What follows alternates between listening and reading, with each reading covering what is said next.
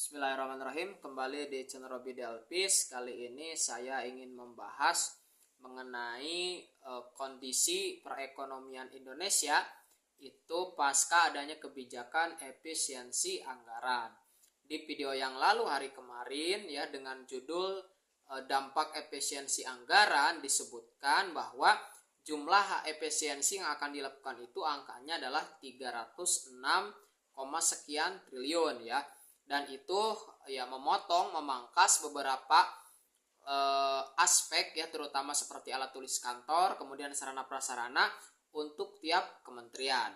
Pada video tersebut diungkapkan ada kemungkinan dampak dari efisiensi anggaran itu ya, baik terhadap misalnya perguruan tinggi ya, Kemenristek, kemudian bukan Kemenristek ya istilahnya sekarang itu kan, Kementerian Riset, Sains dan Teknologi. Nah, kemudian ke beberapa seperti pengadilan ataupun yang lainnya ya, secara lengkap ya bisa teman-teman kawan-kawan semua lihat di video sebelumnya. Nah, apakah itu benar-benar akan terjadi atau sudah terjadi? Nah, itu kan baru sebatas beberapa perkiraan melihat bahwa memang bebagian kementerian-kementerian lembaga tersebut itu melakukan pengurangan atau yang terkena imbas efisiensi. Oke, tapi Menteri Keuangan Ibu Sri Mulyani itu mengungkapkan bahwa bagaimana kondisinya ya, kondisi Indonesia secara makro, maksudnya tentu saja secara makro itu secara meluas satu negara ketika usai Pak Prabowo ini kemudian melakukan efisiensi besar-besaran. Oke. Kita lihat ya seperti apa laporan yang disampaikan oleh saya ambil dari merdeka.com ya. Nah, judulnya adalah Sri Mulyani ungkap kondisi ekonomi Indonesia usai Prabowo efisiensi anggaran besar-besaran. Nah, Menteri Keuangan Sri Mulyani Indrawati mengatakan bahwa pemerintah akan terus memantau dampak kebijakan efisiensi anggaran terhadap perekonomian Indonesia. Hal ini disampaikannya dalam konferensi pers di gedung DPR Senayan Jakarta pada Jumat 14 Februari 2025. Menurut Sri Mulyani, kebijakan efisiensi dilakukan melalui refocusing anggaran. Dampak kebijakan ini terhadap perekonomian secara keseluruhan akan bergantung pada sektor yang menerima realokasi dana ya. Nah, jika anggaran dialihkan ke kegiatan dengan efek multiplier effect ya, atau efek pengganda yang setara atau lebih besar, maka dampaknya terhadap perekonomian akan lebih positif. Nah, jadi yang ada adalah refocusing ya, sehingga dampak secara agregat, secara keseluruhan, secara perekonomian tentu tergantung masing-masing.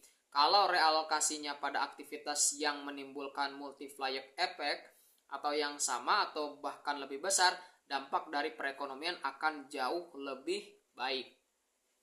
Oke. Dia juga menegaskan semangat untuk membangun efisiensi birokrasi tetap menjadi prioritas. Menurutnya efisiensi sangat penting untuk menciptakan birokrasi yang lebih baik dan efektif dalam menjalankan tugas pemerintahan. Jadi nanti kita akan lihat dari sisi langkah-langkah ini. Tapi kami terus melakukan tentu saja monitoring dari langkah-langkah ini, terutama tentu dari kecepatan nanti untuk melakukan belanja selanjutnya, jelas dia. Namun sebetulnya spirit untuk membangun efisiensi dari birokrasi itu akan tetap dipertahankan, karena itu penting bagi penyelenggaraan birokrasi yang baik dan efisiensi lanjutnya. Oke ya, sampai sini dulu saya ingin menjelaskan beberapa hal. Pertama adalah pemerintah akan melakukan atau memantau dampak dari efisiensi anggaran terhadap perekonomian. Jadi Ibu Sri Mulyani sendiri sebagai Menteri Keuangan itu tidak bisa memastikan seperti apa dampak daripada adanya kebijakan efisiensi ini ya, tapi akan melihat di lapangan seperti apa nanti ketika kebijakan ini diterapkan ya. Jadi ini dilakukan evaluasi sambil berjalan gitu kan. Nah, menurut Menteri Keuangan, kebijakan efisiensi dilakukan untuk refocusing anggaran, dampak kebijakannya terhadap perekonomian secara keseluruhan. Nah, ini key pointnya adalah akan bergantung pada sektor mana yang menerima realokasi. Jadi besar kecilnya dampak yang ditimbulkan daripada efisiensi anggaran itu tergantung pada sektor mana yang terkena efisiensi anggaran, plus juga yang nanti anggaran itu diprioritaskannya kemana. Jadi kan kalau bicara alokasi dana berarti kan efisiensi dana nih ada yang dikurangi, tetapi mungkin nanti ada yang tetap, atau bahkan mungkin ada nanti dana yang dikucurkan lebih pada sektor tertentu. Nah, dampak terhadap perekonomian itu akan ditentukan oleh hal-hal tadi, mana yang dipangkas, kemudian kemana realokasi dana itu dimunculkan. Nah, maka kita lihat, jika anggaran dialihkan ke kegiatan yang efek pengganda atau yang disebut dengan multiplier effect itu punya dampak yang besar. Misalnya ketika kita menyuntik pada sektor-sektor tertentu, nah dia dampaknya besar dan cukup meluas. Nah, yang setara atau lebih besar, maka dampaknya terhadap perekonomian akan positif. Nah, jadi tergantung, misalkan terjadi pemangkasan dana atau efisiensi anggaran di bidang tertentu, kemudian disalurkan ke bidang tertentu yang ternyata bidang tersebut yang dialokasikan dana itu kepadanya itu punya efek pengganda atau multiplier effect, maka kata Bu Sri Mulyani, efeknya terhadap perekonomian akan lebih besar dan lebih positif ya. Nah, itu lebih kurang apa yang ditegaskan oleh Ibu Sri Mulyani pada bagian tadi ya. Termasuk juga semangat untuk membangun efisiensi tetap dipertahankan gitu kan, untuk membangun pemerintahan yang efektif. Nah, pemerintahan yang efektif itu kan kalau kita ibaratkan itu kan dalam sekali bertindak, nah itu terukur sekali targetnya, kemudian tercapai, tetapi barangkali secara biaya lebih irit, nah, secara kebutuhan tidak memakan banyak dana dan seterusnya. Oke. Nah, kemudian tidak ada PHK honorer ya. Nah, Menteri Keuangan Sri Mulyani Indrawati menegaskan tidak ada pemutusan hubungan kerja atau PHK tenaga honorer di lingkungan kementerian dan lembaga. Nah, jadi pernyataannya disampaikan Menke agar publik tidak khawatir dengan berita yang beredar mengenai adanya pemutusan hubungan kerja atau PHK bagi tenaga honorer imbas efisiensi anggaran di kementerian lembaga.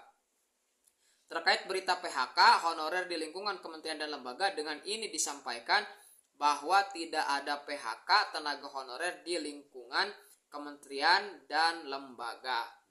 Kami memastikan langkah efisiensi atau dalam hal ini rekonstruksi daripada anggaran-anggaran kementerian lembaga tidak berdampak terhadap tenaga honorer. Oleh karena itu akan dilakukan penelitian lebih lanjut. Nah, jadi dalam pernyataan ini Bu Sri Mulyani menegaskan bahwa sekalipun terjadi efisiensi anggaran di kementerian dan lembaga, ya di beberapa, tidak semuanya, nah itu tidak ada pemutusan hubungan kerja ya terhadap honorer yang ada di sana, gitu kan.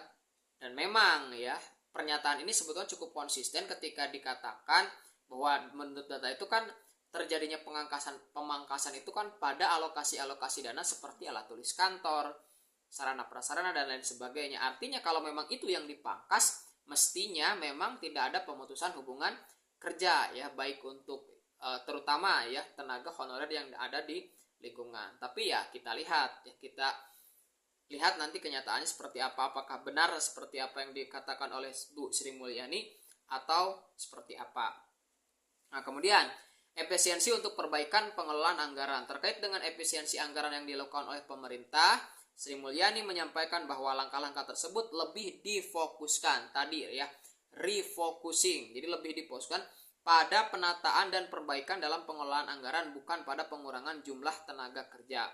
Efisiensi anggaran memang menjadi salah satu kebijakan yang saat ini tengah diupayakan oleh pemerintah guna memastikan bahwa alokasi anggaran lebih tepat sasaran dan mendukung pencapaian tujuan pembangunan nasional. Jadi kalau kita lihat dari sini, efisiensi anggaran ini merupakan salah satu upaya yang dilakukan pemerintah memindahkan alokasi atau realokasi dana atau anggaran itu kan, supaya apa? Satu, lebih tepat sasaran, dan yang kedua adalah mendukung pencapaian tujuan pembangunan nasional ya. Jadi tujuannya adalah lebih tepat sasaran dan juga mencapai tujuan pembangunan nasional. Namun dalam hal ini Sri Mulyani memastikan bahwa langkah efisiensi yang dilakukan tidak akan mempengaruhi kesejahteraan dan status tenaga honorer. Lagi-lagi ditegaskan tuh, langkah efisiensi kementerian lembaga tersebut agar tidak mempengaruhi belanja untuk tenaga honorer dan tetap menjalankan sesuai arahan Presiden, yaitu pelayanan publik yang baik, ujar Menke ya.